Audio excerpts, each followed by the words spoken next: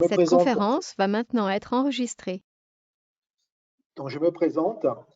J'ai travaillé deux axes dans ma carrière, puisque maintenant j'ai arrêté. Le premier fut l'environnement, qui intègre les économies d'énergie, la réduction des impacts environnementaux, la valorisation des sous-produits, l'économie circulaire qui est à la mode actuellement, ainsi que les aspects sécurité, on entend par là incendie, rejet accidentel. Mon second axe fut les boissons alcoolisées, notamment bien sûr les bières, les alcools, mais également un petit peu les vins, avec le travail des céréales et des sucres notamment, fermentation et depuis une quinzaine d'années la distillation. Tout ceci en accompagnant à la fois les microbrasseurs et les microdistillateurs au démarrage de leurs activités. Donc dans les années 90 pour les premiers et dans les années 2010 pour les seconds. Donc, dans le cadre de cette conférence, nous poursuivons aujourd'hui celle qui était préalablement organisée par le musée et qui avait lieu en présentiel. Elles étaient notamment destinées à un plus large public. Ces nouvelles conférences vont être donc plus professionnelles et avec distanciation du fait de la Covid.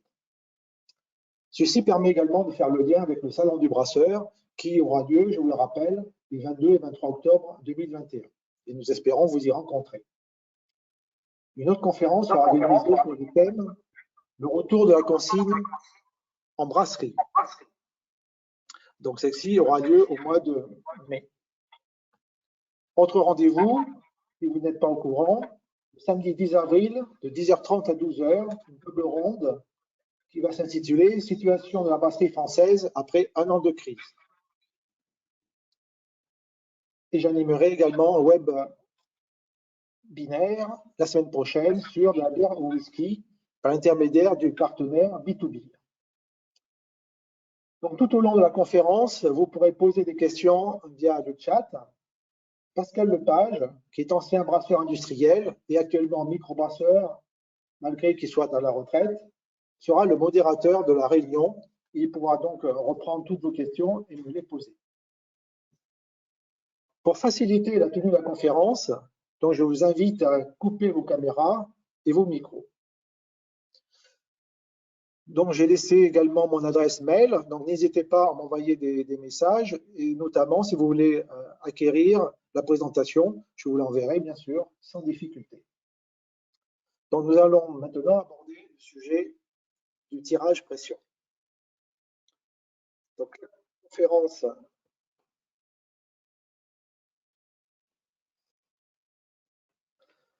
voilà, il faut un petit peu de temps. Ça va se dérouler de la façon suivante, une petite introduction. Ensuite, je vous présenterai l'installation de tirage pression telles qu'elles existent aujourd'hui. Nous reviendrons sur une partie un peu plus mathématique avec les calculs et données. Nous reviendrons ensuite sur les aspects de nettoyage hygiène de ces installations pour faire ensuite un tour en ce qui concerne le service de la bière et faire le point des dysfonctionnements possibles au niveau de ces installations. Pour les microbrasseries, le tirage pression est vraiment très important. Cela peut représenter de 40 à 80% des ventes. Le fût est un emballage essentiel des microbrasseurs. C'est en effet un outil type des petites fêtes, des mariages, également en ce qui concerne les installations de certains bars partenaires. Donc une qualité irréprochable sera donc attendue au niveau de la bière qui sera tirée par ces installations. Un fonctionnement qui, sans aucune perturbation, malgré ce que j'appelle les touche-à-tout. Donc s'il y a un dysfonctionnement, les gens s'amusent à toucher immédiatement les installations, ce qui perturbe l'ensemble des réglages. Donc comment fonctionne-t-il? Quels sont les principes et règles à connaître? C'est ce que nous allons voir.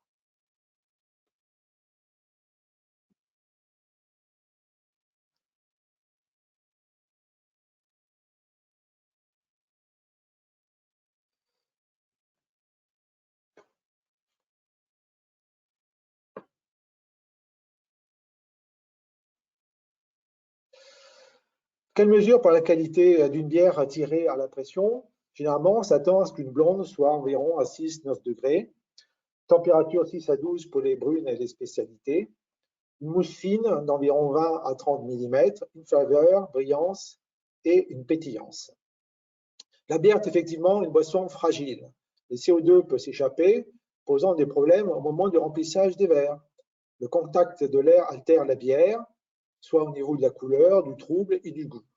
La bière pourra être également contaminée, ce qui va se consacrer par un trouble, une odeur, un goût, par exemple l'acidité. Une bière plus chaude, tiède, sera plus difficile à tirer. Trop froide, elle ne dégagera pas suffisamment de bouquet. Et bien sûr, attention, toute trace de graisse empêchera la formation de la mousse, notamment les vapeurs de friteuse de frites qui peuvent être installées proche de vos tirages pression. Le tirage pression, comment est-il constitué? Il est bien sûr constitué d'un circuit bière, comprenant un fût et son plongeur incorporé, une tête de soutirage, des tuyauteries, un robinet de tirage maintenu par la colonne, un circuit de CO2 intégrant une bouteille de CO2, panneau d'étendeur, flexible d'alimentation, bien sûr un circuit de refroidissement pour permettre d'atteindre la bonne température au niveau de notre bière, comprenant un groupe froid, compresseur, condenseur et une cuve d'eau glacée. Et enfin, un dernier élément, un circuit de nettoyage avec un adaptateur de rinçage qui sera connecté à l'eau courante. Voici donc une installation de tirage pression, donc avec son système de CO2 gaz carbonique, le fût, le plongeur, le système de réfrigération, le bac isolé qui va permettre également d'abaisser la température de notre bière, une autre conduite, ensuite de tirage. On voit cela également sous un autre aspect, sous un autre dessin. Notre installation de fût avec sa tête, l'ensemble de CO2. Ici, nous avons notre système de refroidissement en partie basse et un robinet de tirage en partie haute. La tête de soutirage qui sera équipée d'une fermeture à baïonnette, d'une entrée de gaz carbonique et d'une sortie bière avec son levier.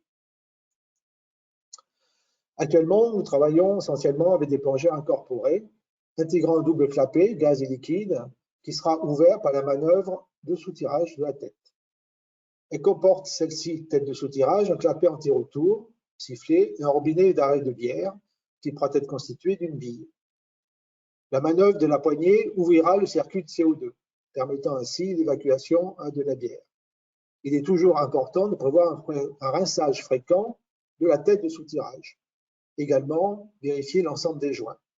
Si vous avez des difficultés à la mise en perce, il faudra bien vérifier le centrage de notre plongeur, fermer l'arrivée de CO2, retirer la tête et actionner le levier à vide pour voir si les joints ne sont pas collés et mettre éventuellement un autre fût pour vérifier si le plongeur du premier fût est à suspecter dans cette difficulté. Voilà donc l'installation d'un tube plongeur à l'intérieur d'un fût, entrée de la bière par le tube plongeur, notre tête de robinet et notre sortie bière. Ensuite, la bière arrive avec notre colonne de tirage qui peut être un simple robinet à boisseau pour les anciennes installations, boisseau avec une poignée, que vous voyez ici.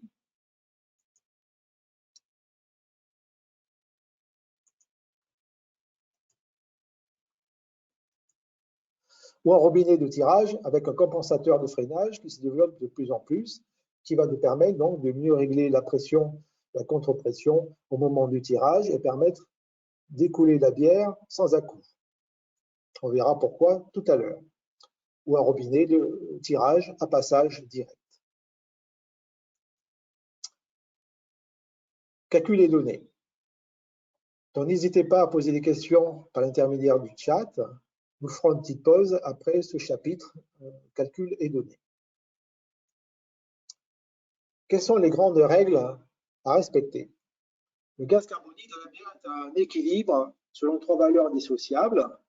La teneur en CO2 de la bière ou sa saturation, qu'on va exprimer en général en grammes de CO2 par litre, qui sera égal à 4,8 en général, plus ou moins 0,2.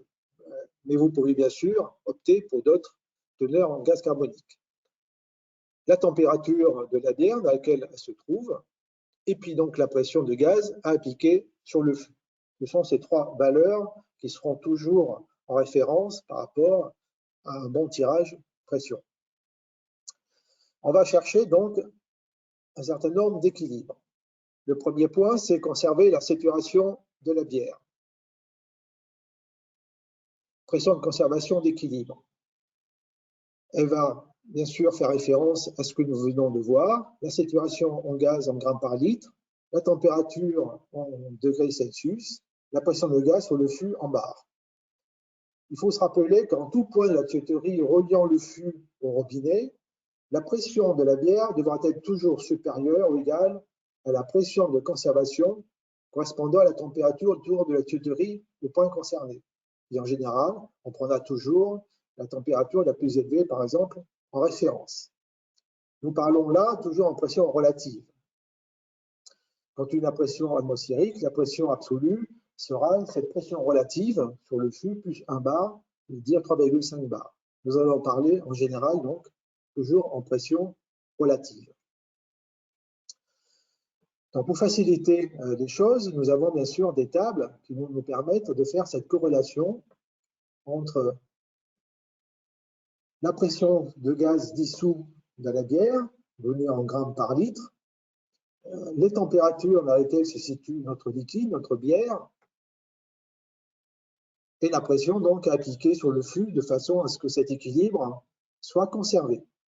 Donc en général, nous allons tourner sur ces exemples à une température de 20 degrés, une pression de 4,8 grammes par litre au niveau de la saturation de la bière que l'on souhaite, et donc une pression appliquée de 2 bars.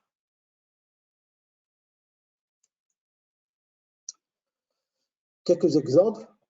Une saturation à 4,8 grammes, à 20 degrés, nous aurons une pression de 2 bars à appliquer. Si nous avions notre bière à 10 degrés, cette pression devra être de 1,2 bars. À 26 degrés, une pression de 2,5 bars.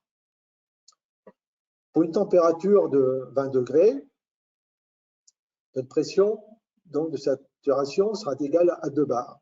Si jamais j'applique une pression de uniquement 1,45 bars, ce que nous voyons donc à notre gauche, nous allons avoir une désaturation en CO2. En effet, à cette température et cette pression, la pression d'équilibre est à 4 grammes par litre. Donc, nous allons perdre du CO2 à la partie gazeuse. Si maintenant, on se penche plutôt sur les notions de température, toujours pour notre bière à 4,8 grammes, 2 bars et 20 degrés, si j'applique uniquement une pression de 1,5 bar, pour pouvoir conserver ma saturation, il faudra que je reste donc à une température de 14 degrés pour éviter la désaturation. Donc, non-équilibre à 20 degrés, 2 bars, 4,8 grammes par litre. Sur la droite, si j'applique une pression de 3 bars sur mon fût, je vais appliquer une pression beaucoup trop élevée. La bière va se gorger de cette façon-là en gaz carbonique. Elle va donc se sursaturer. On va avoir une absorption de gaz supplémentaire. Maintenant, si j'applique uniquement une pression de 1 bar, je vais avoir un manque de pression pour pouvoir conserver mon équilibre. La bière va ainsi se désaturer, je vais avoir une perte de gaz et je n'aurai pas ce piquant spécifique que le consommateur souhaite obtenir. Une fois que nous avons appliqué donc ces notions d'équilibre sur le fût, il faut que j'assure la qualité de la bière vis-à-vis de mon tirage. Cette qualité va dépendre de notre type de bière, la température du fût, au point toujours le plus défavorable. Il faudra également que je puisse pousser cette bière du fût jusqu'au système de tirage, jusqu'au robinet. Il faudra donc que je tienne en compte de la dénivellation, c'est-à-dire de la différence de niveau entre le bec et le fond du fût, ou bien alors de la chambre froide si le fût est installé dans une chambre froide. Je rappelle donc que dans une conduite, la pression diminue de 0,1 bar en montant de 1 mètre de dénivellation. Donc depuis le fond du fût jusqu'à l'entrée du bac de réfrigérant, la bière sera refroidie. Il faudra donc que je conserve cette pression d'équilibre la plus faible pour éviter tout risque de désaturation. Donc la contrepression que je dois appliquer sur le fût sera égale à la pression à laquelle la bière doit être tirée. Elle est égale à la somme de la pression d'équilibre à la surpression correspondant également à la dénivellation. Donc on voit cela sur ce tableau. Ma bière toujours à 4,8 grammes de CO2 par litre. température du fût 20 degrés, j'ai ma pression d'équilibre qui doit être égale à 2 bars, mais j'ai un dénivelé de 10 mètres entre le fond du fût et finalement mon bec de tirage. 10 mètres multiplié 0,1, ça va me donner 1 bar, et donc il faudra que j'applique sur mon fût une pression de 3 bars, de façon à pouvoir à la fois conserver cette pression de conservation d'équilibre de ma bière, et puis également vaincre l'ensemble des pertes de charge, l'ensemble des dénivelés qui représentent 1 bar. Et donc appliquer sur mon fût une pression de 3 bars. Considération. Donc il faut tout d'abord, pour pouvoir avoir un bon tirage, que la bière soit reposée. Ce sera toujours difficile de pouvoir tirer une bière qui aura été manipulée juste au préalable. Il faudra également que je connaisse correctement la température du fût. Si on n'est pas en chambre froide, si on vient juste de manipuler le fût, ce sera égal à la température atmosphérique. On peut considérer cela. Si maintenant je suis équipé d'un système de réfrigération ou d'une chambre froide, attention aux températures trop basses. Les pressions théoriques deviennent alors trop faibles et peuvent être insuffisantes pour tirer correctement le demi. Si je suis sur un système de réfrigération, il faudra que j'applique au minimum systématiquement 1 bar. Et si je suis en chambre froide, il faudra que j'applique au minimum une pression de 1,3 bar. Cela donne, par exemple, si je suis en chambre froide, si mon fût est dans une chambre à température régulée, si j'ai des problèmes de sursaturation, j'applique trop de pression, je vais avoir un débit trop important de bière au niveau de ma tireuse, ce qui va entraîner des moussages excessifs, mais il n'y aura pas de bulle. La pression baisse, le gaz en excès va s'accumuler dans la conduite et former des poches qui vont m'entraîner des difficultés de crachotement au moment du tirage. Par contre, si en chambre froide, j'applique une pression trop faible, je vais avoir une désaturation de ma bière et donc un excès de mousse. Le robinet crache alors par intermittence. Les bulles de gaz sont visibles dans la conduite souple qui peut relier donc le fût à mon bec de tirage et la bière devient plate par la suite.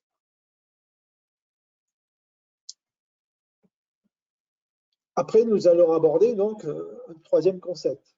Après le concept d'équilibre, le concept de lutter contre le dénivelé, entre le fût et ma tireuse, il faut également que je freine la bière. Parce qu'il faudra à un moment donné que je revienne à la pression atmosphérique, puisque mon fût est à une certaine pression et que la bière va revenir à la pression atmosphérique. Si j'applique trop de force et que j'arrive à une pression beaucoup trop élevée par rapport à la pression atmosphérique, je vais avoir beaucoup trop de force et la bière va gicler complètement dans le verre. Il faut donc que je compense cette pression pour avoir un écoulement calme au niveau du robinet. Donc, pour baisser cette pression, je vais profiter des pertes de charge qui sont dues au frottement de la bière au niveau des conduites. Et ça s'appelle donc le freinage. On peut également aider ce freinage avec le robinet compensateur de freinage que l'on retrouve de plus en plus fréquemment au niveau des installations. Donc ce freinage va dépendre des tuyauteries de droite ou enroulées en serpentin, qui va dépendre également du diamètre des spires des serpentins dans le bloc de refroidissement. Il va dépendre également du diamètre de ces tuyauteries, si le diamètre est petit ou gros, le type de matériau, notamment la rugosité, et bien sûr le débit.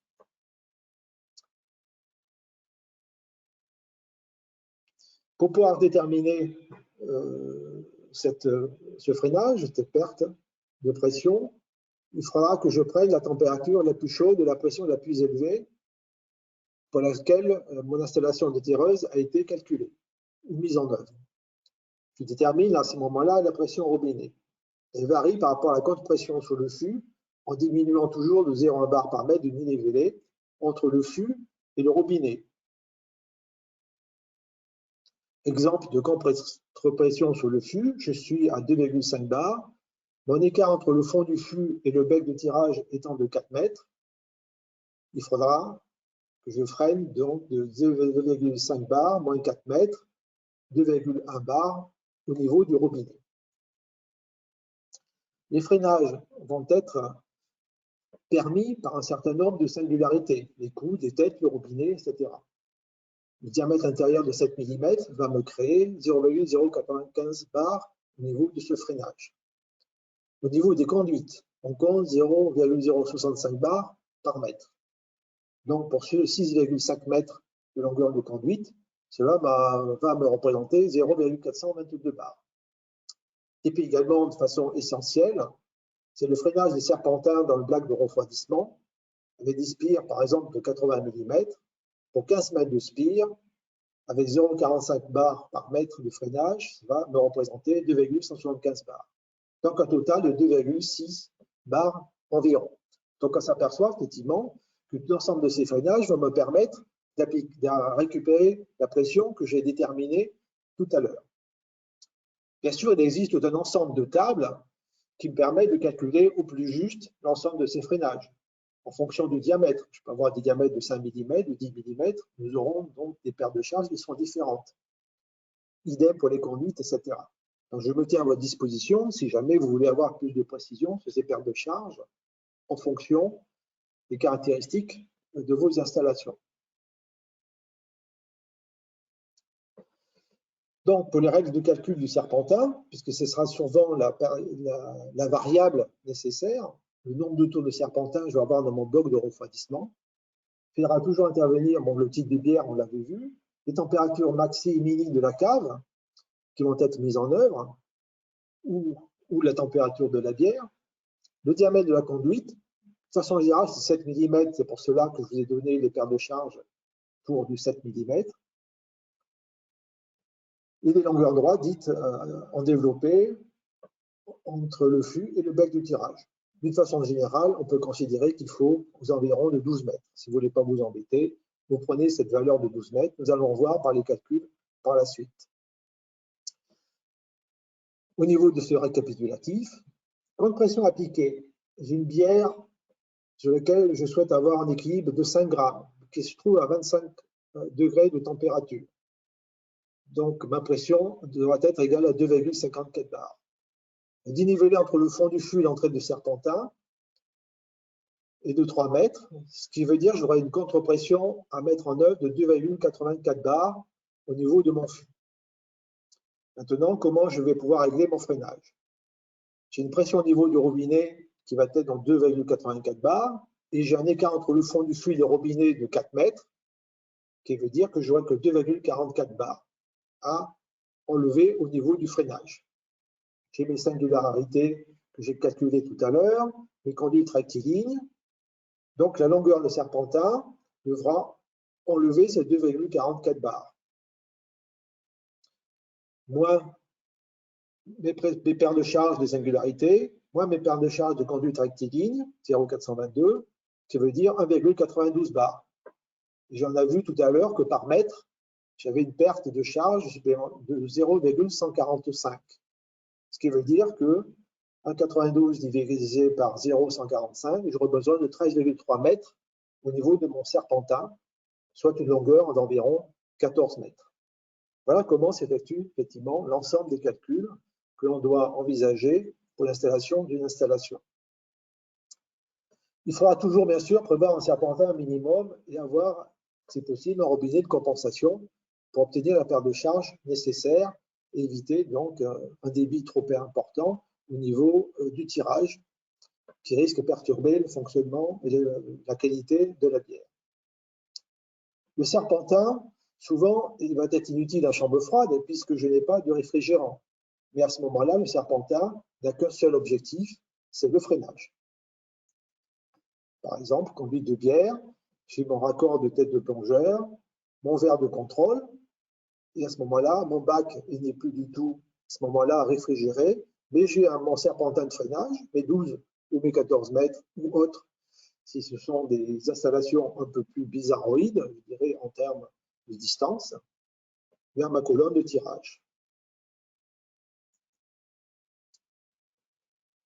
Tant que nous sommes dans le gaz carbonique, je propose donc un petit rappel sur la consommation de CO2. Un litre de CO2, ça nous fait 2 grammes en poids en général. Si j'applique une compression du fût de 2,5 bars, la consommation de gaz sera d'environ 7 grammes pour un litre de bière, qui fait moins de 2 grammes par demi. ce qui fait que c'est une consommation relativement basse et donc qui nécessite malgré tout de conserver une bonne qualité au niveau de ma bière, de ne pas avoir peur d'utiliser du CO2 pour avoir une bonne qualité de mon produit. Certains vous diront, on peut effectivement appliquer de la pression avec de l'air comprimé. Attention, il faudra qu'il soit désillué et filtré. Attention, l'air comprimé ayant 20% d'oxygène, cela risque d'apporter des problèmes d'oxydation. Cela peut être envisagé, par exemple, si on a un débit très important et un débit très rapide au niveau d'une fête, par exemple, où on avait des tirages qui sont très conséquents, très rapides. Certains proposent également donc, de l'azote. Attention donc au risque de désaturation, puisque la saturation est assurée par du gaz carbonique et que les équilibres de gaz entre l'azote et le gaz carbonique ne sont pas du tout les mêmes. L'azote va prendre la place du gaz carbonique. C'est pour cela que souvent on peut avoir également des mélanges d'azote gaz carbonique au niveau des installations de tirage. Pour terminer, donc, vous pouvez avoir des tableaux de ce type-là qui vous permettent à la fois de connaître les pressions que vous pouvez appliquer de façon à pouvoir trouver nos équilibres, lutter contre les dénivelés entre les fûts et le tirage pression et déterminer également les pertes de charge qui seront nécessaires. Donc, slide un peu trop compliqué pour pouvoir, je dirais, rentrer dans le détail, mais qui vous permettent donc de vous montrer que le calcul d'une installation de tirage pression ne se fait pas de façon très simple. Il faut quand même regarder un certain nombre d'éléments. D'autre part, il faut également envisager de calculer la puissance frigorifique nécessaire pour refroidir notre bière et donc pouvoir déterminer la puissance de notre groupe froid. Donc, il va dépendre du débit moyen de votre système de tirage pression. Donc, en conclusion de ce chapitre, je vais pouvoir dire donc plus la température s'écarte de la température de réglage, plus vite nous aurons des problèmes de réglage de débit et des pertes de qualité gustative au niveau de notre bière. Il faudra donc essayer de travailler toujours avec des températures relativement stables au niveau de mon produit. Attention, je rappelle toujours que les équilibres sont longs à mettre en place. Long, bien sûr, pour la température, puisqu'on va jouer essentiellement ensuite sur la pression de notre gaz carbonique sur le fût, mais il faudra quand même attendre un petit peu de temps que l'équilibre se rééquilibre, que la bière se rééquilibre entre la pression de CO2, la température et cette pression. Toujours notre équilibre avec un fût à 20 degrés et 2 bars en partie centrale. Si je suis à 10 degrés, j'applique toujours une pression de 2 bars, je serai complètement en sursaturation. Si je suis sursaturé, je vais avoir des crachotements. Et donc l'objectif, bien sûr, sera de baisser la pression au niveau de ma bouteille de gaz carbonique. Par contre, si je suis à 30 degrés au niveau de mon fût, à ce moment-là, je vais avoir une désaturation de ma bière. Beaucoup de mousse, perte de pétillance, donc il faudra que j'augmente ma pression à ce moment-là. Pour un tirage portatif, par exemple, au niveau d'une organisation, on peut considérer que la bière soit relativement chaude, par exemple 30 degrés, qui a un dénivelé, mettons, de 2 mètres, puisque les dénivelés seront peu importants, ce qui veut dire que je devrais appliquer, ce qu'on voit tout à fait en bas à gauche, d'environ 3 bars au niveau de mon installation de fût. Donc en partant sur cette valeur-là, je ne dois pas être trop éloigné d'un bon équilibre au niveau de mon installation de tirage. Donc ce que je vous propose maintenant, c'est que Pascal me pose des questions.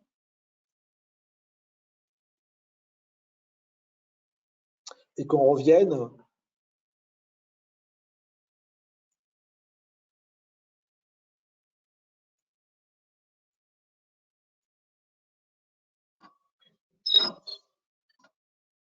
Oui, Franck. Première question déjà pour la copie de PowerPoint. Bon, vous allez voir la première slide et puis je laisserai une deuxième slide également. À la fin, vous aurez mon adresse mail et vous aurez ensuite la copie de PowerPoint, en attendant que le musée puisse avoir une page spécifique pour mettre toutes les présentations sur cette page. Donc, pas de problème, je vous l'enverrai. Franck, Tu vois, quand tu as de la bière en chambre froide et que tu as fini de tirer pour la journée, est-ce que tu dois fermer le vase carbonique sur le fût pendant la nuit? Oui, oui, oui. Et même, je rincerai la conduite. Parce qu'on verra ça tout à l'heure. Je rince la conduite et j'enlève la pression. C'est pas obligatoire. Si la pression du CO2 est bonne par rapport à la température de la chambre froide et la saturation recherchée, ça peut rester. C'est pas une obligation absolument. Il faut juste effectivement, je me suis déjà fait surprendre d'aller voir, si la pression de CO2 est un peu forte au détendeur et que la chambre froide refroidit davantage le fût pendant la nuit, là effectivement on reprend du CO2, on arrive facilement à 6,5 ans. Et là on ne peut rien faire, il faut désaturer le fût. Il faut être sûr de l'équilibre. Il faut être à la bonne température, à la bonne pression. Avec une forte nivellation. Allez. Bon, par contre, il faudra quand même rincer la ligne de conduite.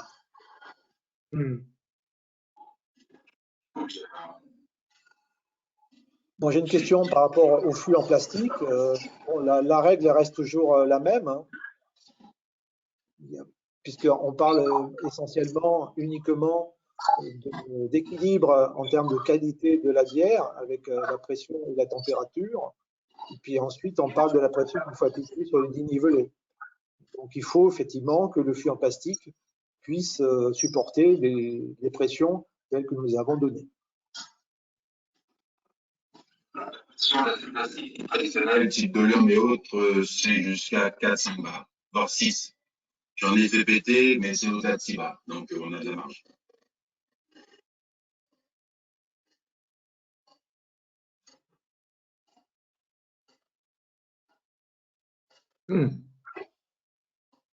J'ai du mal à comprendre une question. Quel outil permet de déterminer la quantité de CO2 dans le fût?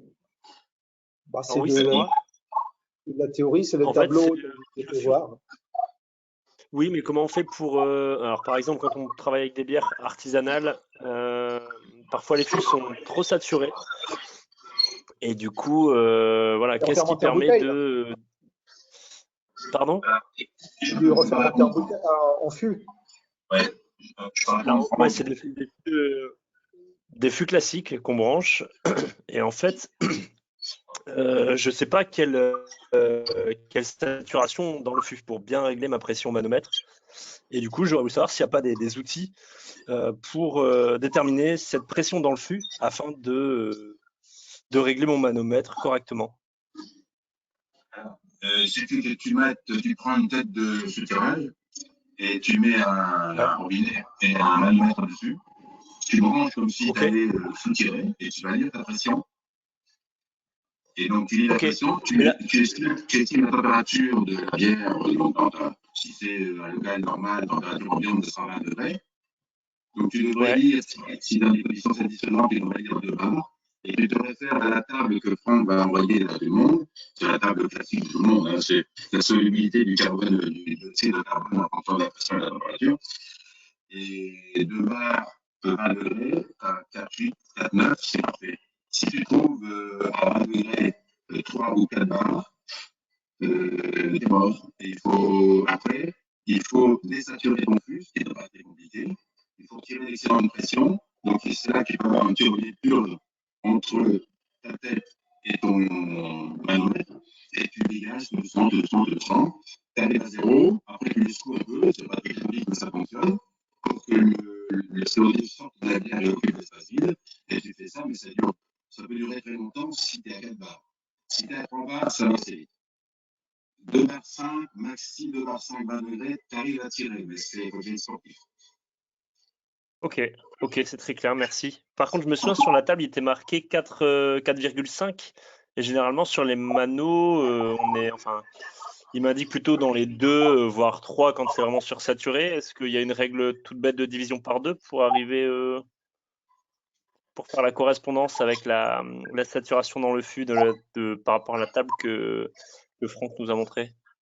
Non, dès que tu lis la pression sur ton manomètre, tu regardes la température de ton fût donc on va dire 20 degrés. Et si tu Ouais. lis, je prends la table sous les yeux, là. Si tu lis 20 degrés et que Ouais. tu lis, on va dire 2 bar 8, donc 20 degrés, 2 bar 8, ça veut Ouais. dire que tu es à 6,02 en grammes par litre. Ah, d'accord, ok. Ah oui, on peut prendre ça dans l'inverse. Oui, ok, d'accord. Très clair. Ok.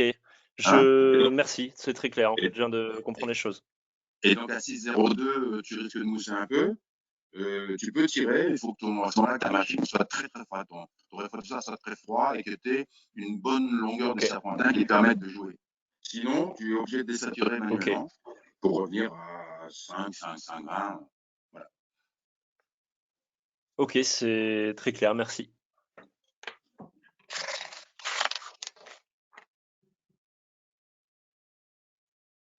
Alors c'est pareil pour le crachotement. J'ai eu une question sur le crachotement de certains fûts. C'est la même question, c'est que s'il y a trop de pression dans le fût, donc si on prend le fût de base à 20 degrés et qui a 4 bars, on va dire, là il faudrait mettre 4 bars de pression à la bouteille pour que ça fonctionne, mais 4 bars ça va envoyer la bière à toute vitesse, donc il y a peu de chances que ça se tire. Ça se fait, j'ai déjà fait, mais c'est sportif.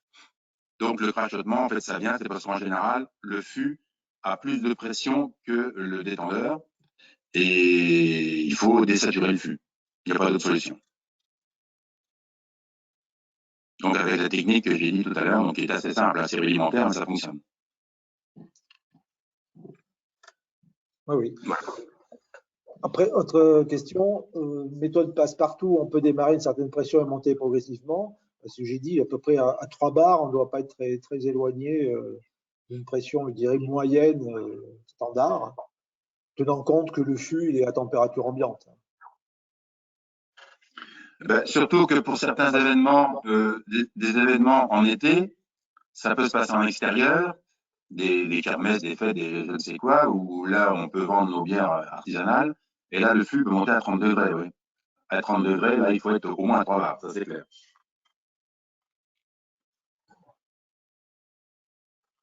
« 30 degrés, si on est, je prends la table, hein. Si le fût est à 30 degrés et qu'on est à 2 bar 8, ou 2 bar 7, pardon, on est qu'à 4,61 grammes par litre, qui fait une bière fadasse.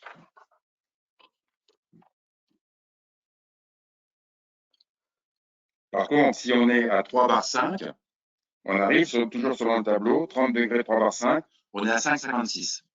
C'est un peu fort. Donc, comme tu disais, Franck, 3 bars, je lis la table, 3 bars à 30 degrés, 5,05 grammes par litre, c'est parfait. Compte tenu qu'il y a toujours un petit peu de perte de pression, enfin, de dénivelé à vaincre. Voilà, c'est ça.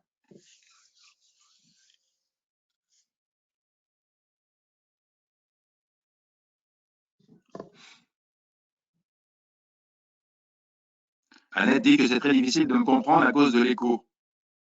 Oui. Oui, oui, il y a un petit écho, c'est difficile.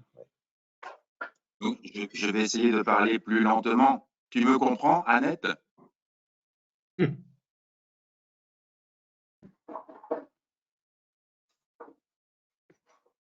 Je peux prendre la parole?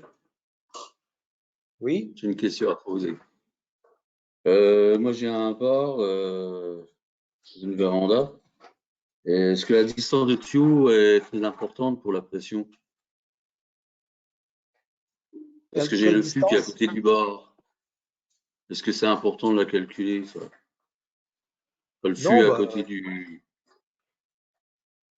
Non, on peut considérer que c'est 1 mètre, donc ça fait 0,1 bar, c'est pas, ça fera pas grand-chose. Enfin, j'ai calculé, il y a du bec, parce que j'ai mon refroidisseur qui est en dessous, là, avec des serpentins. Du bec, il y a 1,30 m de tuyau. Après, je ressors du refroidisseur pour aller au fût, j'ai 3,50 m et j'ai 2,50 m pour revenir au détendeur. Et c'est 1,30 m de haut, ma tireuse, enfin, mon bec. Ouais, ça fait 2 mètres, quoi. C'est ce que je disais tout à l'heure, il faut à peu près, en général, 2 Ouais, mètres. donc on calcule juste la distance du tuyau, on calcule pas la distance du détendeur, quoi. C'est quel détendeur? Non, c'est à partir du fond du fût. D'accord, à partir du fût, ouais. Bah, c'est ce que je voulais savoir, merci. à partir du fond du fût. D'accord. Donc, Arnaud, Moi, j'ai encore une petite question. Moi, j'ai un bec classique. Environ classique. J'ai pas le comment. Celui qui contrôle tout ce que j'avais noté là. Ouais, j'ai pas le robinet à passage. C'est un passage direct. oui, J'ai pas de robinet qui. le compensateur de pression. Ouais, je l'ai pas. Et c'est important d'en avoir un. Non, non, parce qu'on a vécu longtemps avec. Il faut à ce moment-là que les pertes de charge te permettent correctement d'arriver à la pression atmosphérique. Donc il faut avoir suffisamment de serpentin dans le système de refroidissement de façon à créer ces pertes de charge. Ouais, ben j'ai un Sinon, bon après, on sera serpentin. toujours un peu embêté à tirer la bière. Bah, moi, c'est pas direct, j'ai un serpentin, hein. Donc ça peut permettre de. Parce qu'il y a des petits. Enfin, je repose encore la question. Il y a des petits becs comme ça, qui a un petit robinet sur le côté qui peut régler la pression. Oui, ben c'est C'est ça, bien ça. les compensateurs de pression. Ouais, mais ça, je l'ai pas. Par contre, j'ai vu qu'il y avait un écrou sur ma tireuse, comme ça, enfin, sur mon bec. Est-ce que c'est pour mettre un robinet, je pense? C'est un truc que j'ai acheté dans une brocante. C'est en céramique, c'est un truc Canterbro. Oui, ben, on pourra voir ça en détail lors d'une prochaine dégustation. Oui, ben, je posais la question. Je Donc, ferai une photo. une autre Ah, question. merci. Quand on dégaze un fût pour le désaturer, combien faut-il attendre pour avoir une pression résiduelle fiable à lire? Alors, je peux répondre? Pascal? Ouais. En fait, si on désature, bon, d'abord, on désature et puis à un moment donné, il va y avoir de la mousse qui va cracher. Donc, on ne pourra pas désaturer totalement en général. Ça dépend de la hauteur du niveau de bière dans le fût. Si on n'a pas laissé un espace suffisamment de quelques centimètres, la mousse arrive vite. Bon, admettons qu'on ait pu désaturer jusqu'à presque zéro, on va dire un demi-bar. Après, il faudrait que la pression du fût remonte. Soit on le laisse faire, mais là, ça demande plusieurs heures. Soit on le secoue, il ne faut pas avoir peur. On le secoue et on laisse la tête et le manomètre dessus pour lire. Et en le secouant, poum, la pression remonte un peu moins que le premier coup, mais elle remonte vite. En 5 minutes, c'est bon. Donc après, on redésature encore une fois, 2 fois, 3 fois. On ne peut pas jouer de trop parce que après la bière va mousser de trop, mais ça fonctionne assez bien. Il m'est arrivé en situation, mon fût était à 3 bar 5, j'avais oublié de vérifier, donc c'est déjà beaucoup, pour un 2 bars visé, et je l'ai désaturé en 5 minutes. Je l'ai secoué 3 fois, 4 fois, et puis, mais il faut attendre que la pression remonte, hein, sinon ça ne sert à rien. Si on désature et qu'on remet le détendeur dessus directement et le CO2 revient par la bouteille. Donc, il faut vraiment attendre que la pression soit revenue dans le fût. Et après, on remet la bouteille de CO2 et ça fonctionne. 5 minutes, c'est bon. J'ai une autre petite question rapide. Un fût, une fois qu'il est en perce, on peut le garder combien de temps en fût de 30 litres? Parce que moi, je suis un brasseur amateur, mais je ne vais pas boire les 30 litres quand on fait une fête, tout ça, il en reste toujours. Ça peut se conserver combien de temps? Vous savez? Non. Alors, là aussi, c'est très, très aléatoire. Si la conduite était propre au départ, tu branches ton fût, ta tête de fût est propre, il faudrait pas qu'il y ait un peu d'air dessus. Et tu laisses ton fût, tu peux le laisser, moi, il m'arrive de le laisser 1 mois, et il n'y a pas de problème. Si par contre, j'ai à température ambiante, je fais 1 litre d'eau. Si par contre, tu as changé de fût régulièrement et que tu as eu un ou plusieurs fûts avec une tête plus ou moins propre, à ce moment-là, tu as remonté quelques micro-organismes dans la conduite, et à ce moment-là, quand tu retires, au bout d'1 mois, tu auras des clients et des amis qui vont te dire « Ah, elle pique un peu », mais ce n'est pas dramatique. Et j'ai fait l'expérience avec ma tête que je n'ai pas nettoyée depuis juste 6 mois, et j'ai remis un nouveau fût en perce la semaine dernière, et la bière était redevenue normale, donc ce n'était pas dramatique. Alors, il vaut mieux à ce moment-là débrancher la tête quand on n'utilise plus le fût. Bah non, parce que si tu la nettoyer après. Si tu débranches la tête, tu la mets à la pression atmosphérique, donc il y a des micro-organismes de l'air qui vont rentrer dedans. Pasteur a découvert ça avec les pétanques, et ça fonctionne comme ça. Si ça reste par contre branché hermétique, n'y a aucune chance que ça se passe mal. D'accord. Merci. Nous avons une question sur un fût en plastique. Quand on a beaucoup de mousse au robinet, est-ce que cela aide de le mettre la tête en bas? Alors, si on lui met la tête en bas, il n'y aura plus de bière, parce que la bière vient du fond. Donc, à ce moment-là, le tuyau du plongeur sera vers le haut et on n'aura plus de la mousse. On n'aura plus rien. Oui, oui, c'est pas. Non, le seul sujet quand ça mousse trop, c'est soit la pression n'est pas assez forte par rapport au flux, ou soit le flux est sursaturé, auquel cas il faut le désaturer. J'ai encore une autre question. Ça va voir entièrement de la bière comme ça, ça se met à buller, pour une raison inexpliquée. Je dis que ça a attendu trop longtemps, ça ne s'est pas saturé. En fait, un coup sur deux, c'est ma bouteille de CO2 qui s'est vidée entre temps, une fuite ou je ne sais quoi. Et donc, j'ai plus assez de pression, et je n'ai pas vu qui est envoyé sur le flux, et le flux se met effectivement à mousser et à faire des bulles. J'ai encore une petite question. Moi, quand je mets en fût, c'est bon, ma bière, comme dans les bouteilles, il reste un peu de matière, comme on dit, au fond. J'ai pas un système pour filtrer comme les professionnels. Est-ce que quand je mets mon fût, il vaut mieux que je le retourne 2-3 heures avant, et leur mettre le secouer un petit peu, puis le remettre droit, et l'utiliser 4 heures après pour mélanger ce qu'il y a au fond, ou faut le laisser comme ça quand on veut le mettre en pression? C'est peut-être bête ma question, mais parce qu'il reste de la matière comme dans les bouteilles. C'est une vraie question. Et après, c'est au choix du client, si je peux dire. Moi, je ne les retourne pas parce qu'après, quand tu les retournes, effectivement, il faut attendre un peu que ça se stabilise. Et puis, ça se redépose de toute façon assez vite. Et sinon, les 2-3 premiers demi, ils sont un peu plus chargés en levure. Alors, je dis à mes clients ou mes amis, profitez-en, c'est l'ultra levure gratuite. Merci. Donc, autre question, avec du fût où la bière est dans une poche type keg, une désaturation bien sûr possible. Peut-on avoir une sursaturation? Ben, logiquement non, puisqu'on n'a pas de contact entre le CO2 et la bière. Si. Il n'y aura pas de sursaturation liée à la pression de CO2, bien sûr, mais il peut y avoir une sursaturation liée à la bière elle-même, si elle a été donc resucrée, refermentée, et à ce moment-là, si ça n'a pas été bien dosé, ou s'il y a une petite infection négligeable, mais qui va fermenter un peu plus, et là, il va pousser un peu la limite, on peut effectivement aller à 6,5 grammes par litre dans l'intérieur de la poche. Et là, il faut redésaturer de façon, je ne sais pas comment. Là, j'ai un blanc. Parce que comme il n'y a pas de contact avec le gaz, on ne peut pas désaturer.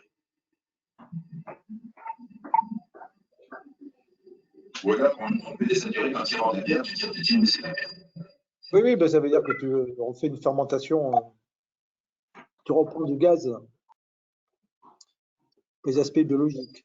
Après, l'autre question, j'ai du mal à voir. Peut-on expliquer le fonctionnement de la ligne Python, température, circulation, alimentation en eau froide?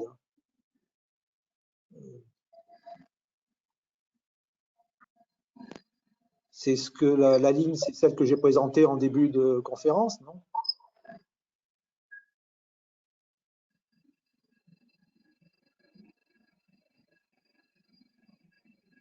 Oui, Franck, c'est Benoît, c'est moi qui ai posé cette question. Tu m'entends? Oui.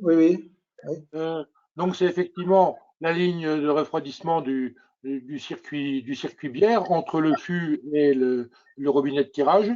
Comment ça fonctionne la ligne Python? Quelle température d'eau à mettre en circulation pour tenir la bière au frais? Comment est-elle alimentée? Comment fait-on circuler l'eau? Enfin, tout le fonctionnement de la ligne Python. Ce que tu as présenté effectivement en début dans les premiers schémas. Oui.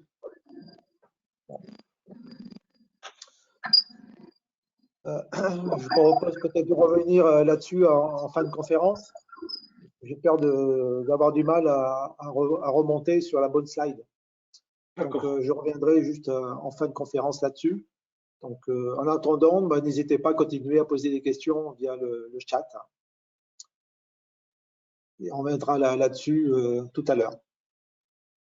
Pardon, la ligne Non, Python, tu c'est poseras parce que moi j'ai. tout à l'heure. Là, je vais reprendre la conférence, Gilles, et puis Ouais. on reprendra ça Parce que après moi, les j'ai questions. un tuyau qui monte le long de mon tirage, qui refroidit.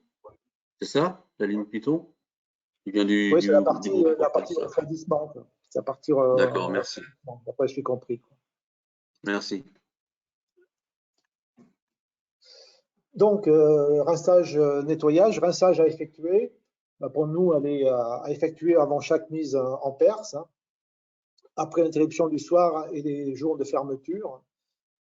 Avec un nettoyage mécanique, c'est possible à réaliser par le débiteur au niveau de l'installation des tirages pression fixe. C'est sûr qu'il y aura des écarts par rapport à ce que je vais vous dire entre une installation de tirage, je dirais portative, une installation de tirage fixe et l'installation de tirage fixe, si elle a un débit important ou un débit beaucoup plus faible, on pourra adapter ces notions donc, de rinçage et de nettoyage.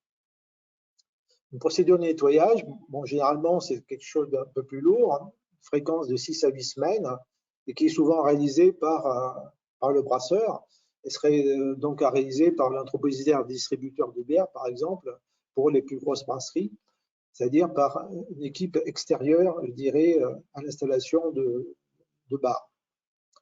Donc, un pré-rinçage établit un circuit fermé en intégrant les têtes de débit, donc la paix anti-retour, avec passage d'éponge, c'est possible, 5 passages, et avec une vitesse minimum de 1,5 m par seconde, en appliquant également une pression de 4 à 15 bars, d'une durée d'environ 3 minutes. Nettoyage, des solutions détergentes à mettre en œuvre, à 3,5%, avec un produit homologué pour les questions du résidu de ce produit de détergent et pour la qualité de la mousse. Il y a quelques produits qui sont donc uniquement utilisables dans ce cadre-là. Donc, durée à 300 minutes. 3% si on utilise de la soude à froid, par exemple, et uniquement 1% si on peut utiliser de la soude à chaud. Et en finale, donc, après pré-rinçage, nettoyage, vient la partie purement de rinçage, qui sera comme le pré-rinçage, mais ce que j'ai obtention d'une eau claire et inodore, d'une durée d'environ 3 minutes. Le robinet de tirage, même solution que pour la conduite, en remplaçant donc les joints usés en général. La tête de débit, il faudra donc la démonter, la nettoyer à la brosse, et puis avec une solution de nettoyage identique à celle de la conduite. Pour le groupe de réfrigération, il sera important de vérifier en permanence la température de l'eau, les réglages et le thermostat. Le niveau, la propreté de l'eau au niveau donc, de la boîte de refroidissement. Vérifier le fonctionnement de l'agitateur et la pompe de circulation. La propreté surtout des ailettes du condenseur, de façon à pouvoir permettre des bons échanges au niveau du compresseur avec l'air atmosphérique. Le circuit de CO2, il faudra vérifier le détendeur et l'étalonnage des manomètres, la tétine de gaz carbonique, vérifier l'étanchéité des robinets,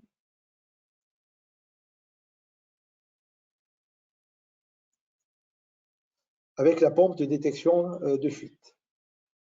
Donc, voyons par exemple le système de nettoyage, l'adaptateur de rinçage mural, une éponge que l'on va pouvoir installer, notre tête de débit qui va permettre ainsi d'être nettoyée, et on fait l'ensemble du circuit, d'autant plus que, comme nous l'avons vu tout à l'heure, les longueurs de tuyauterie peuvent être de 12 à 14 mètres et aller jusque donc au système du bec avec le récipient qui servira également de contrôle de nettoyage.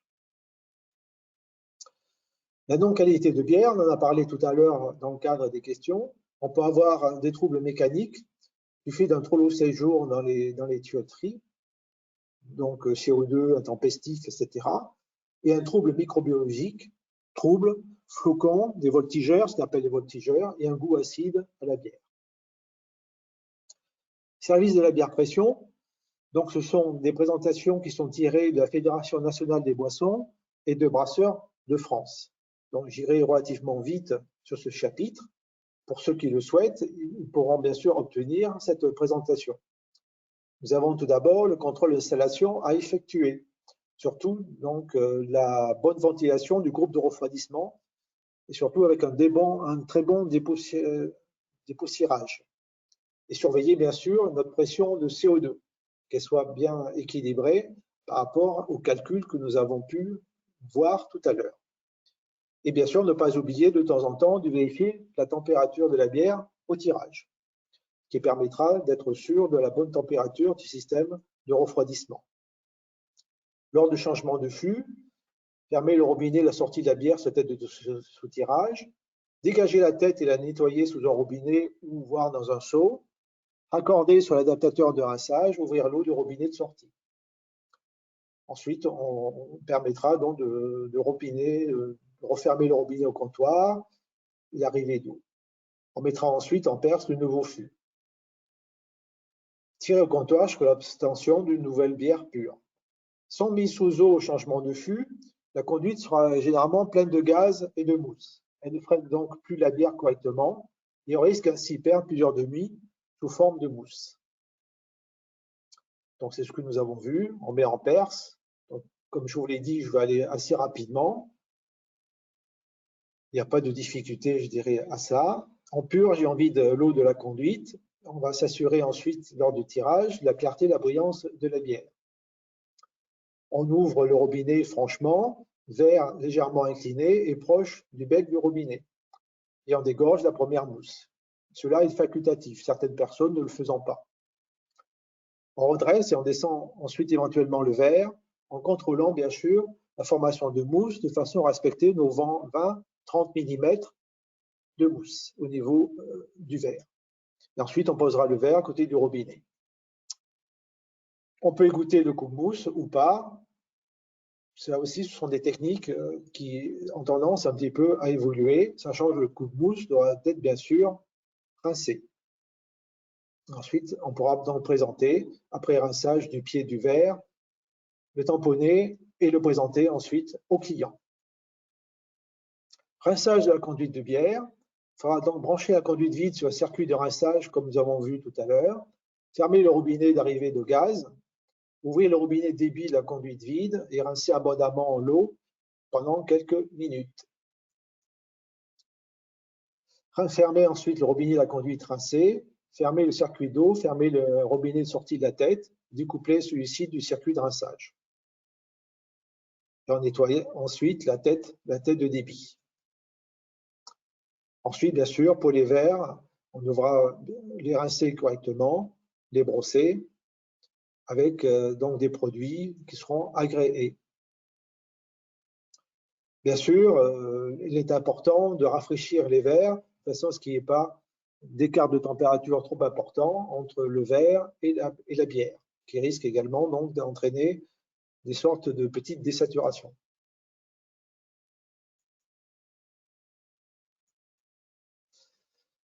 Dernier chapitre, les dysfonctionnements. Qu'est-ce qui peut arriver? La bière ne coule pas au niveau du tirage. On peut mettre en cause donc le gaz carbonique. La bouteille de CO2 peut être vide. Le robinet peut être fermé. Le détendeur peut être réglé sous mauvaise pression. Il nous faut donc serrer le ressort, ainsi la pression va monter au manomètre. Une tuyauterie de CO2 peut être écrasée. Le clapet peut être collé. On peut avoir également une fuite de CO2 qui pourrait être testée par de l'eau savonneuse, par création de bulles avec cette eau savonneuse, qui va nous permettre donc de voir s'il y a une fuite de gaz. On peut avoir une bouteille givrée parce qu'on a trop détendu de gaz trop rapidement, ou un filtre détendeur risque d'être bouché. Ou tout simplement, le manomètre est cassé et ne donne plus une bonne indication. La bière ne coule pas. Ça peut provenir à ce moment-là de la bière, non pas du gaz carbonique. Le fût peut être vide, bien sûr. Le robinet de tête risque d'être fermé. Ça peut arriver quand on met en route, puis on a tout simplement oublié d'ouvrir ce robinet de tête. Le robinet peut être inversé sur la rampe en haut. Ou le fût n'est pas relié à la bonne conduite lorsqu'on a plus différents fûts et plusieurs systèmes de tirage. Il n'y a pas assez de bière ou pas assez d'aplomb pour que le CO2 sorte correctement. On peut avoir bien sûr des conduites écrasées, voire une éponge qui reste coincée suite à la période de nettoyage. L'eau de réfrigération peut être trop froide, trop gelée. La bière, à ce moment-là, risque également de geler. Et on peut avoir donc des joints de robinet sur des colonnes défectueuses. La bière coule lentement. On peut avoir, bien sûr, la conduite obstruée. La bière risque alors de mousser énormément. On peut avoir donc un manque de pression. Donc, on pourra augmenter à ce moment-là la pression sur le fût. On peut avoir une conduite trop longue, le diamètre trop petit. Ça veut dire que l'installation n'a pas été correctement dimensionnée. Ou le robinet, au lieu d'être franchement ouvert, il l'est uniquement qu'à moitié. En contrepartie, la bière peut également couler beaucoup trop vite. Généralement, c'est que la pression est trop importante au niveau du détendeur. Donc, on a tendance, à ce moment-là, donc à réduire la pression au niveau du fût. On a une conduite trop courte ou un diamètre trop grand. On peut avoir trop de pression dans le fût. Le fût n'a pas été reposé, par exemple, suite à son transport. Ou la pression est supérieure à celle fournie à la sortie du détendeur. Ou alors, cela ne provient uniquement qu'au moment du démarrage à la mise en perce du fût, et après la bière coule correctement, parce qu'il y a eu un coup de surpression au niveau, donc, tout simplement, du démarrage. Autre inconvénient, la bière mousse beaucoup trop. Là également, le fût a pu être non reposé ou bien elle était largement bousculée. La bière peut être trop chaude. À ce moment-là, on peut avoir également une contre-pression pas suffisante. On peut avoir également trop de pression sur les détendeurs. La bière gicle du verre à ce moment-là. Pression élevée, un stockage trop long au froid également. Du CO2 a été trop dissous. On est en phase de sursaturation. C'est ce qu'on a également avec une installation mal calculée et une bière qui va en sortir trop carbonatée. On a trop de perte de charge singulière, conduite écrasée, joint écrasé par exemple. On peut avoir également trop de pression, par exemple parce que notre détendeur est HS, surtout dans les systèmes de tirage pression portatif, où malheureusement les gens prennent peu de précautions finalement de détendeur et souvent ceux-ci sont HS, ou alors on n'a pas vraiment la lecture correcte de la pression. Le verre peut être trop bas au tirage. Il ne faut pas qu'il soit trop éloigné du bec. Ou alors on n'ouvre pas en grand le robinet de tirage. Ou alors on l'ouvre ou on le ferme trop lentement. Les verres peuvent être également trop chauds. Bière trouble, c'est un signe de non-qualité. On peut avoir une trouble froid parce que la bière est stockée à trop basse température. Stockage au chaud avec des contaminations de celle-ci. Conduite de bière sale, comme on l'a rappelé tout à l'heure. Conduite de gaz carbonique également, qui peut être sale, ou alors un vieux fût. Si maintenant la bière a mauvais goût, un goût de moisi par exemple, conduite de CO2 qui sera mal entretenue, ou une conduite de bière qui aura été mal rincée, pour remettre en cause le principe de nettoyage, hygiène de notre installation. Bien sûr, pour les systèmes portatifs, après chaque utilisation, il faudra faire un rinçage correct de l'ensemble de l'installation. Si la bière a un goût de lessive, ça veut dire une installation mal rincée après des nettoyages ou un verre mal rincé. On peut avoir le goût de limonade, c'est que le fût a été branché sur notre conduite avec de la limonade, par exemple. Ou les goûts de renfermé, c'est que les verres ont été égouttés sur des torchons sales, humides et sans aération. Là, on peut remettre en cause effectivement la qualité du verre et le nettoyage du verre, qui rentre en compte également dans le service du tirage pression. On peut avoir également nos défauts, c'est que la bière ne mousse pas assez. La bière peut être trop froide. À ce moment-là, il faudra régler le thermostat pour avoir une température correcte. Un manque de gaz carbonique dissous. Le fût sous pression insuffisante. On a le CO2 qui a été fermé la nuit et l'installation est fuyarde, par exemple. On a des installations qui sont mal propres, des verres sales gras, en particulier si on est proche de friteuses, au niveau des installations de tirage pression portatif. On peut avoir une bonne fuyarde, des bières soutirées à pression insuffisante. À ce moment-là, on a des bières qui sont très plates. Là, on peut également le ressentir à la dégustation. Ou bien alors, le tirage a été mal effectué ou effectué en plusieurs fois, ou trop tôt avant que le consommateur puisse déguster la bière. Donc, on retrouve toutes ces réponses à des problèmes de tirage dans ces différents slides.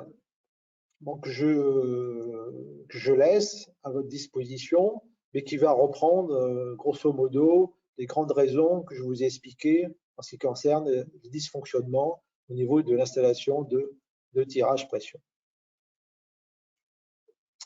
Donc, en termes de conclusion, j'espère que cette conférence vous a correctement plu. Je vais continuer donc à répondre aux différentes questions et revenir donc sur l'installation du système de Python.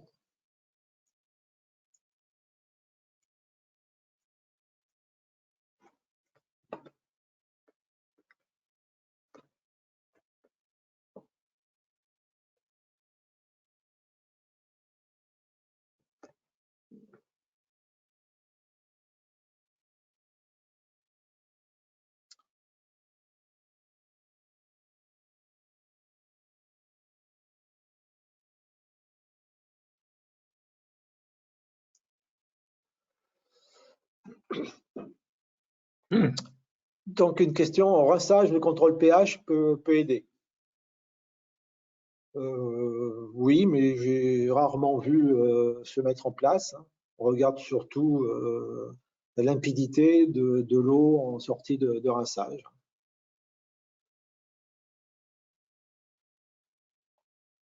Oui, Franck, est-ce que tu peux parler un petit peu de la bouteille de gaz carbonique, la façon dont il faut qu'elle soit attachée, etc., etc. Ben, on verra sur l'installation de tirage Python. Oui. Une neutralisation acide ou un cycle de désinfection n'est pas nécessaire suite à un lavage soude puis rinçage.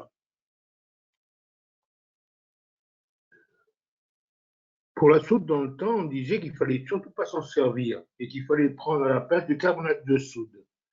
C'est toujours valable parce que pour la soude est difficilement rinçable. C'est ce qu'on dit. Et donc, on préférait longtemps prendre pour la bière, pour les verres et pour les ouvrages de conduite, uniquement du carbonate de soude.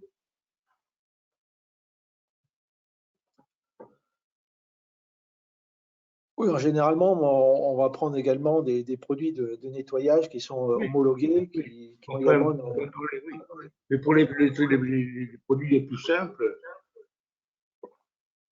un principe de désinfection avec. Pascal, je ne sais pas si tu as quelque chose à rajouter par rapport à ça. Oui, par rapport au nettoyage, moi je ne suis pas un adepte du tout des solutions chimiques, et même en industrie, dans des grosses usines, je privilégiais toujours l'eau chaude, là où je pouvais utiliser l'eau chaude. Et même là, avec mes petits tirages pression, quand c'est des installations fixes, c'est différent, parce qu'on ne peut pas retirer l'eau froide tout le temps. Quand c'est des installations mobiles, à un moment donné, il n'y a pas d'eau dans le circuit de refroidissement. Donc, je profite pour envoyer de l'eau chaude. Je mets de l'eau chaude dans un fût bien chaude et je retire, je fais passer l'eau chaude dans mon serpentin, donc il ne se refroidit pas puisqu'il n'y a plus d'eau dans le refroidisseur.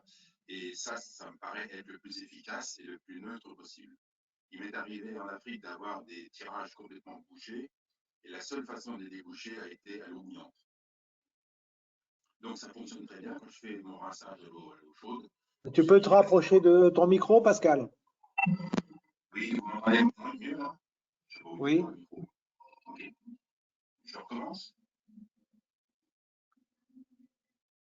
Oui, je disais, donc je préfère le nettoyage à l'eau chaude quand c'est possible.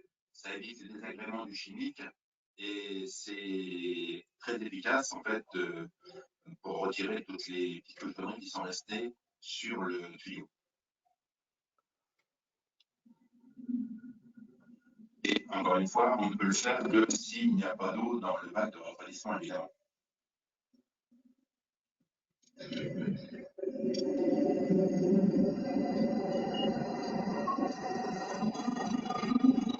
Voilà, la solution soude acide, bon, c'est délicat. Pour les tirages qui sont fixes dans les barres, bon là, effectivement, ce que tu as démontré, là, un petit coup d'eau à chaque coup, avec une petite éponge, ça marche bien.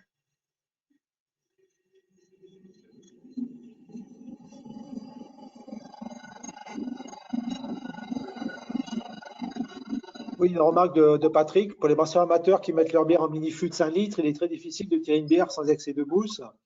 Je pense qu'on est toujours un petit peu en sursaturation sur ces types de mini-fûts. Alors là, c'est pareil, c'est une question, c'est forcément une question de reférmentation. Si on dépasse les 5 grammes de sucre par litre, on risque d'avoir des problèmes. Donc à ce moment-là, il faut que le fût sorte du frigo, voire même d'un petit congélateur. Il faut bien sûr faut pas qu'elle est congelée, mais il faut qu'elle soit très très froide pour pouvoir la tirer tranquillement. Oui, parce que là, il n'y a pas de Saint-Quentin, là. On est en direct. Donc, ça serait juste une histoire de sursaturation ici. Sursaturation et puis absence de Saint-Quentin. Donc, il vaut mieux, dans ce cas-là, viser les 4-5 grammes par litre. Dans le temps, il y a 40 ans, si le Pierre ne me dira pas, on visait la pression à 4,2 grammes litre pour ne pas y embêter. Donc, si tu mets 5 grammes litre, 5 grammes de sucre, compte tenu que tu n'es pas à la limite forcément au moment où tu fais ton dosage, tu vas vite monter à les 5. Donc, il vaut mieux mettre un peu moins. Ouais, parce que même en ouvrant le fût et en désaturant, ça continue toujours à mousser. Ah oui, parce que c'est un peu temps. C'est le cas des fûts quand on a un fût où il n'y a pas de poche. Alors, on n'entend rien. Pardon. J'ai pas entendu. Là, on n'a pas entendu du tout ce que tu as dit. Ah, donc, faut que je me rapproche, je bidouille mon micro. Oui, pour un mini-fût, on ne peut rien faire. Si c'est trop saturé, c'est mort. Le CO2, on ne peut pas le retirer sans tirer la bière avec. Alors qu'un fût normal où il n'y a pas de poche, le gaz est en contact avec le liquide, donc tu retires le gaz, et le gaz qui est en sursaturation, on va dire, le gaz en excédent dans le liquide, va venir dans cette partie vide, etc. etc. Donc ça fonctionne. Mais ça ne fonctionne pas sur un mini-fût, ça c'est vrai. Donc il faut s'assurer qu'il n'y ait pas de surpression. Sinon, c'est très désagréable pour le client qui achète, et puis pour le brasseur après, qui va avoir des remarques pas sympathiques.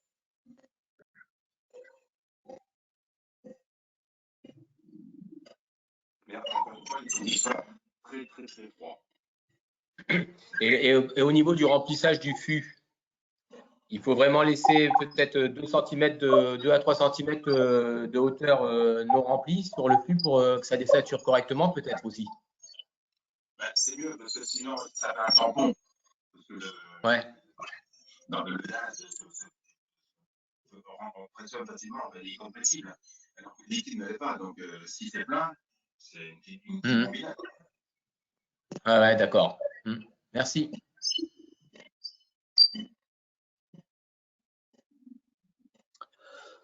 Donc, je vous ai mis le schéma type de tirage pression avec le système de ligne Python. Alors, Pierre posait la question de la bouteille de CO2. Donc, effectivement, une bouteille de CO2, c'est relativement lourd. Et il faudra donc la fixer correctement. Je ne sais pas si vous voyez mon pointeur. Il faudra fixer, bien sûr, la bouteille de CO2 au mur, faire en sorte qu'elle ne tombe pas. Notamment donc, sur les pieds, c'est quand même des petites bouteilles. C'est quand même relativement dangereux de manipuler ces installations. Donc nous avons notre fût, notre plongeur incorporé, notre tête de tirage.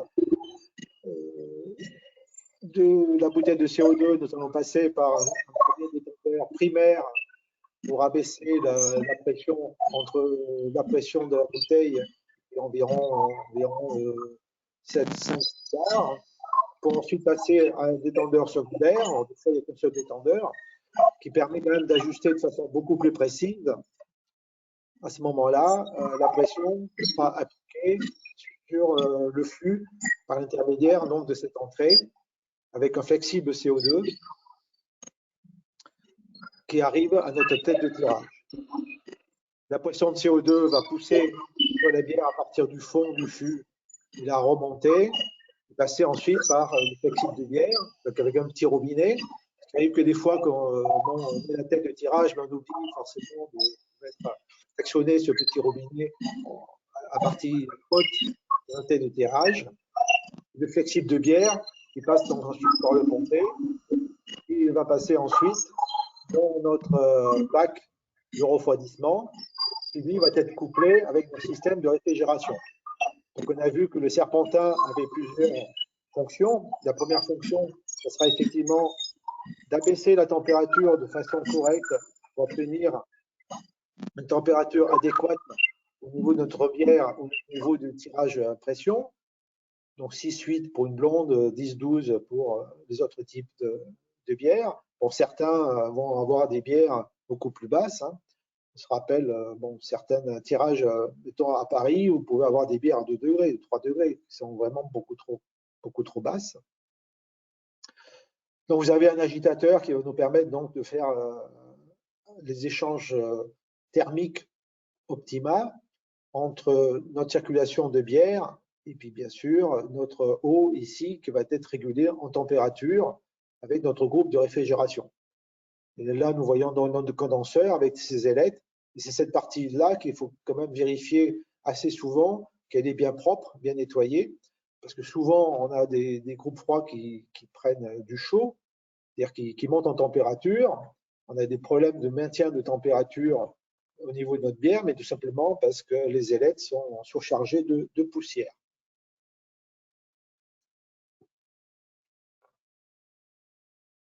Et ensuite, notre bière va remonter par la ligne Python totale, passer par notre robinet donc de tirage en finale.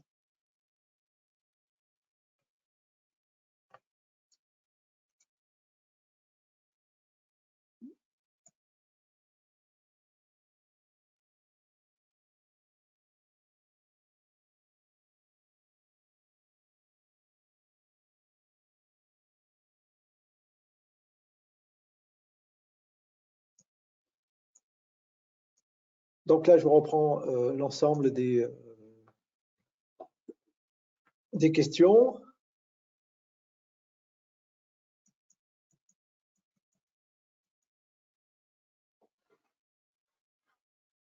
Je ne sais pas si Pascal est toujours là avec nous.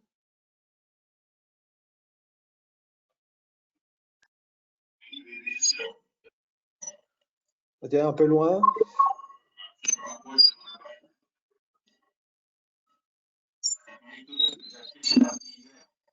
Et bien, la question concernant le resucrage adéquat pour fût de 5 litres. Le problème, c'est que ça dépend de la limite. Si la limite de fermentation n'a pas été atteinte. Tu es très loin, on ne t'entend pas. Hein. Alors, je parle plus fort.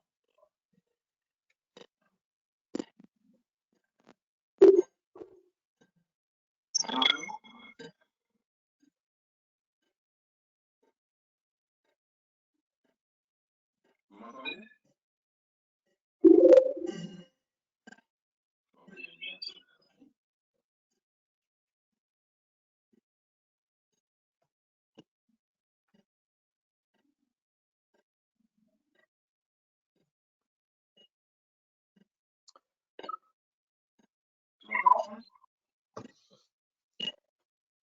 Allô?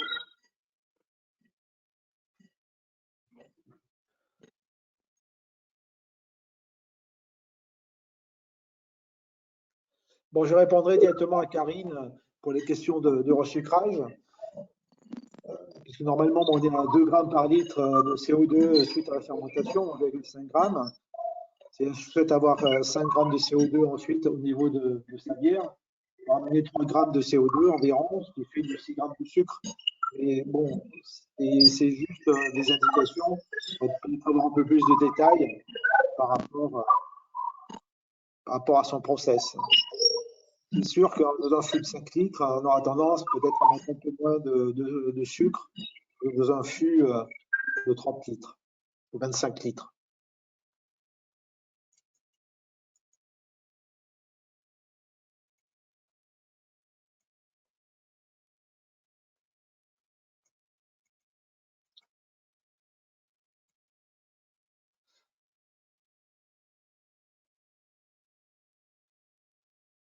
Donc, vous pouvez maintenant, la conférence étant terminée, on est parti sur la partie des questions. Je pense avoir récupéré toutes les questions, peut-être pas. On parlait de l'Arsène. Maintenant, vous pouvez effectivement ouvrir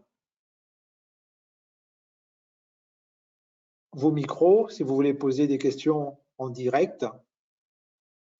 Bon, je vous rappelle donc les prochains événements. Samedi 10 avril, une table ronde organisée par Destination Nancy et le musée, ainsi que les syndicats. La situation de la brasserie française après un an de Covid.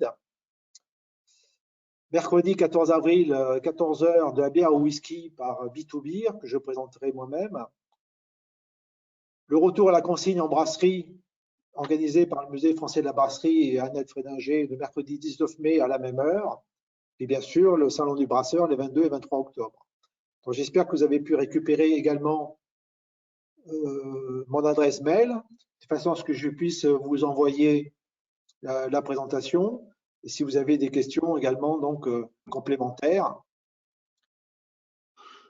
ou si vous avez également besoin d'un lien pour aller à l'une des prochains événements tels que je vous les ai cités.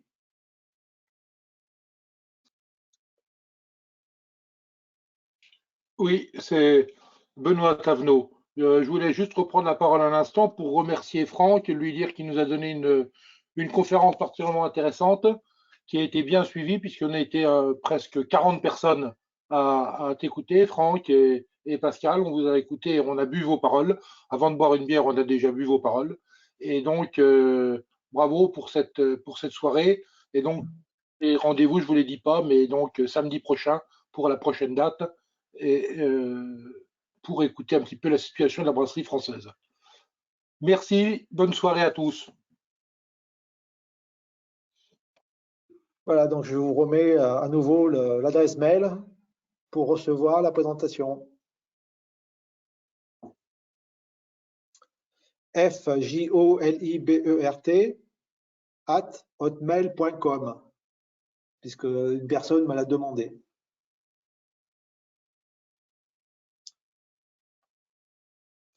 Donc, je vous souhaite également une très bonne soirée et puis une très bonne dégustation, avec peut-être pas une bière à tirer à la pression, mais peut-être en bouteille. Mais à très bientôt. Allez, au revoir. Bonsoir Franck, merci. Allez, bonsoir. Au revoir, merci. Gilles. Bonsoir, merci.